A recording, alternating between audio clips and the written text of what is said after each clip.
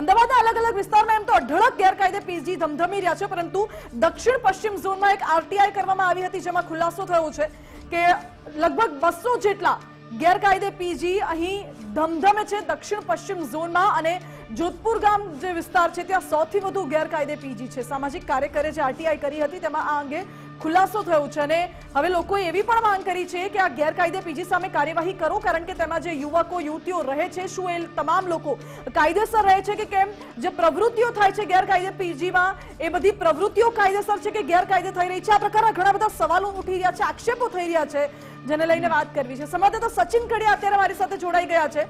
સચિન, આરટીઆઈમાં ખુલાસો થયો છે કે અમદાવાદના દક્ષિણ પશ્ચિમ ઝોનમાં જ 200 થી વધુ ગેરકાયદે પીજી ધમધમી રહ્યા છે, અને લોકોએ આક્રોશ વ્યક્ત કર્યો છે, કડક કાર્યવાહીની માંગ કરી છે. શું સમસ્યા છે ત્યાં?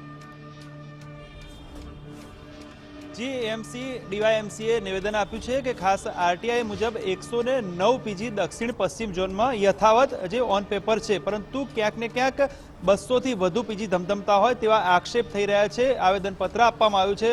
આવા ધમધમતા પીજીઓ સામે જે ખાસ કાયદેસર અથવા તો પગલાં લેવામાં આવે, કારણ કે ગેરપ્રવૃત્તિઓ થતી હોય છે. અમદાવાદના જ યુવાઓ છે અને અમદાવાદના યુવાધનને પૂછીશું શું છે તેમના મંતવ્યો. ખાસ દક્ષિણ પશ્ચિમ ઝોનમાં 200 થી વધારે પીજી ધમધમતા હોય તેવા આક્ષેપ થઈ રહ્યા છે, ગેરપ્રવૃત્તિના આક્ષેપ થઈ રહ્યા છે. શું કહેશો?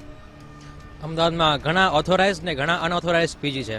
જેટલા બી ઓથોરાઇઝડ પીજી છે એ રૂલ્સ અને નિયમ પ્રમાણે ચાલી રહ્યા છે, પણ જેટલા અનઓથોરાઇઝડ પીજી છે અહીંયા કોઈ બી લીગલ પ્રોટેક્શન નથી મળતી અને ઘણા સેફટી રિસ્ક છે. શું કહેશો, આવા જે પીજીમાં ગેરપ્રવૃત્તિઓ પણ થતી હોય છે, કેવા તમે આ બાબતે મંતવ્યો રજૂ કરો છો? અમદાવાદમાં કેટલા બધા પીજી છે જે અનઓથોરાઇઝ છે, એમાં ગમે કોણ આવે છે, કોણ છે, શું છે, કંઈ રેકોર્ડ નથી હોતું, અને એમાં ગેરપ્રવૃત્તિઓ થાય છે જેનો કંઈ રેકોર્ડ નહીં હોતો. એટલે પીજીમાં સૌથી વધારે યુથ હોય છે, આનાથી યુથને બહુ અફેક્ટ થાય છે.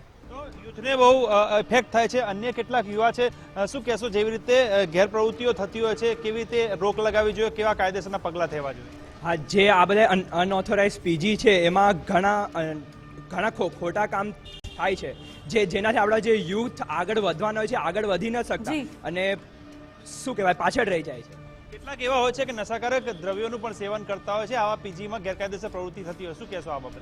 આ બધું સાચી વાત છે, અને ઘણા અનકાયદેસર બધું થતું હોય છે. સ્લીપર સેલ ને બધા રહેતા હોય છે, આ ડ્રગ્સ ને બધું પણ ચાલુ હોય છે, તો અચાનકથી રેડ મારીને આ બધાને બંધ કરાવવું જોઈએ.